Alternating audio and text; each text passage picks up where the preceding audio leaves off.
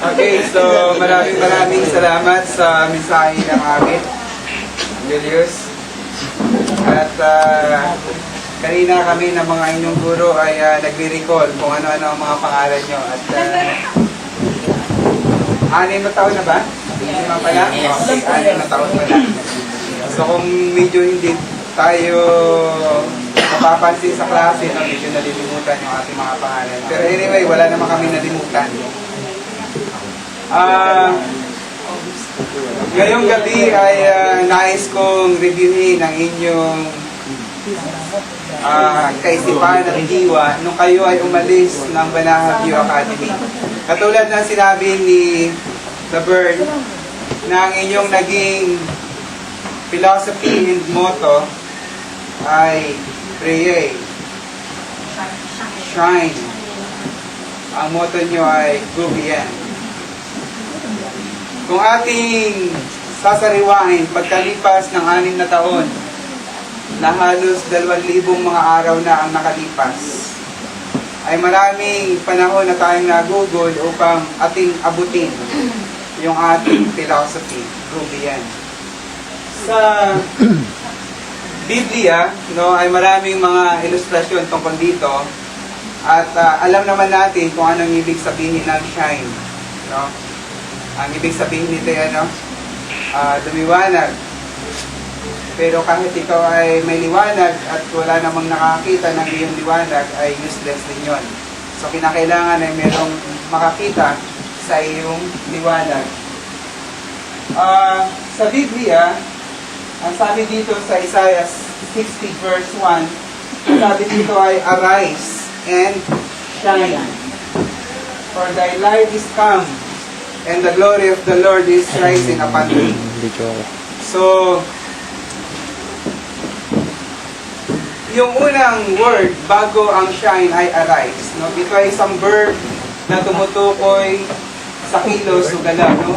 Hindi lamang ito basta verb, kundi ito ay isang command, isang utos na ikaw ay bumangon at ikaw ay mag-shine. Si Elena Martinez ay isang 25 years old. Siya ay taga Zambales. Siya ay hindi basta ordinaryong tao, kundi siya ay isang native o isang katutubo ng Zambales. Isang itas. Okay? Sa Zambales. Alam niyo itong si Elena ay merong sakit sa kanyang kilos o galaw. Anong sakit yun? Sino mga nurse dito? Dito! Okay. Diaphragm palsy. Okay. So, yun ay disorder sa mga movements at saka galaw niya.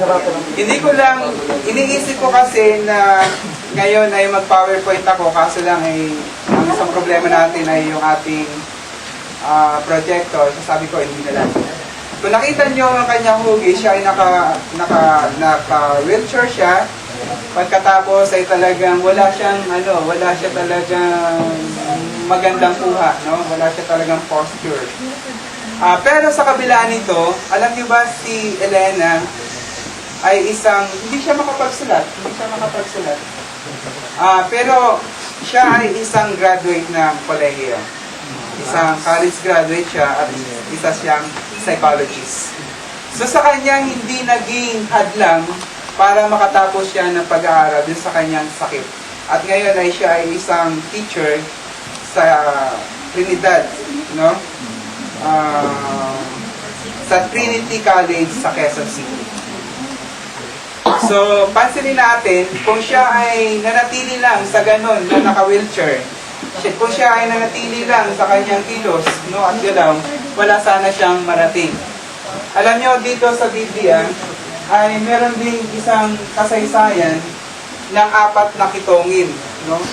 Ang sabi dito sa ikalawang hari, chapter 7, verse 3, no? Ang sabi dito, mayroong ang 4 na may kitong sa pasukan ng pintuang bayan at sila ay nag-uusap-usap. Bakit nakaupo tayo rito hanggang sa tayo ay mamatay? Alam niyo itong 4 na kitongin ay nasa pintuang bayan ng Judah. Okay? Andun sila, bakit sila naandun? Namamalimos sila, no? Doon sa mga dumadaan. Kasi ang pintuan ng bayan, gate yan eh, no? Lahat ng trade dyan dumadaan, lahat ng mga may kaya sa buhay, diyan dumadaan. Kaya nandun sila. Pero hindi lang yun ang sitwasyon ng Judah, no? Ang Judah, ang capital nila ay yung Samaria. Sila ngayon ay nasa loob, lahat ng tao ng tao sa Samaria, nasa loob sila ng wall. Tapos ang Syrian ay nasa labas at sila ay sasalakay. Nung nag-aanda sila para sila ay salakayin. 3 buwan na silang hindi makalabas at makapasok. Kaya nagutom na, nagkaroon na ng matinding gutom doon sa loob ng Samaria. Pero yung mga kitungin, andun sila sa pintuang bayan pa rin. Hindi sila kumakain. At the same time, yung mga tao sa loob hindi pa rin kumakain. Alam nyo, kung gaano kahirap yung loob, yung mga tao doon sa loob ng Samaria. Dito sa unang kapitulo, bago 7, ay yung 6, no? Dito ay mayroong isang eksena na yung hari ay binisita niya yung mga sundalo para palakasin yung kanilang moral, no? Kasi talagang nagugutom na sila.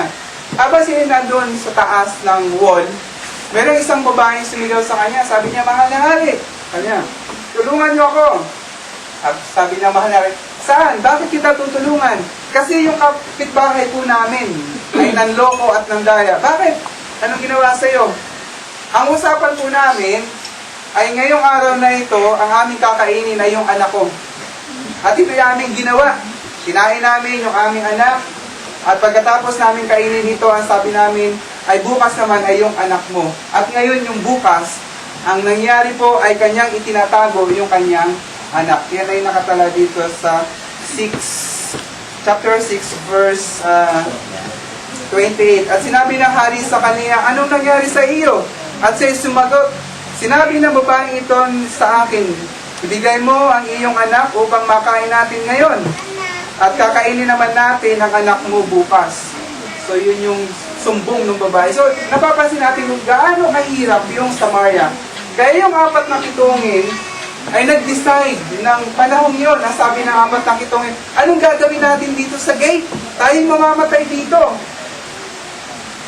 Di, ang sabi ng isa, tayo pumaroon.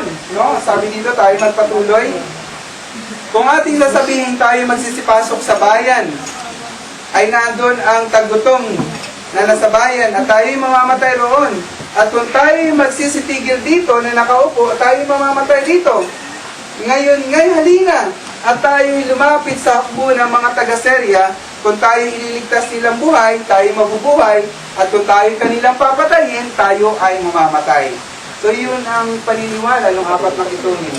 Pero kung papasok nga naman sila sa loob, mamamatay sila sa gutom. Kung sila'y nandito rin, mamamatay rin sila sa gutom. Kaya, anong ginawa ng 4 na kitungin? Umalis at pumasok at lumapit doon sa mga hukbo ng mga taga-Syria. Kaya nga sabi dito, arise. Ikaw ay magbangon, no? Ikaw ay huwag kang manatili dito. Go beyond. Go beyond.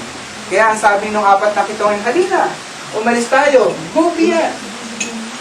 Kaya sabi niya, okay, lumapit sila doon sa harapan ng mga hukbo ng mga Syrian. Alam nyo, nung umalis sila dito ay magtatakip silim na. At sila ay nagsintindig. Sila ay tumayo, arise. Nang magtatakip silim upang magsiparoon sa kampamento ng mga taga-Syria nang sila ay nagsidating sa pinakamalapit na bahagi ng kampamento, yung mga tolda nila ng mga taga-Syria. Narito, walang tao roon. No? Kahit yung mga guard ng mga Syrian, wala silang nakita. At pagkatapos ay ang ginawa sa madaling kwento, ang ginawa ng mga 4 na kitungin ito, sila ay pumasok doon sa pinaka-core ng kampamento ng mga Syrian. Alam nyo, kahit isa, wala silang nakitang sundalo. Pero no, magtatakip silim, nakita nila sa palibot ng wall na napakaraming tao, no? Laksa-laksa ang mga sundalo ang naroroon. Pero nung dumating sila doon, noong hating gabi, wala silang nakita kahit isang tao roon. Alam nyo, nakita nila doon, kayamanan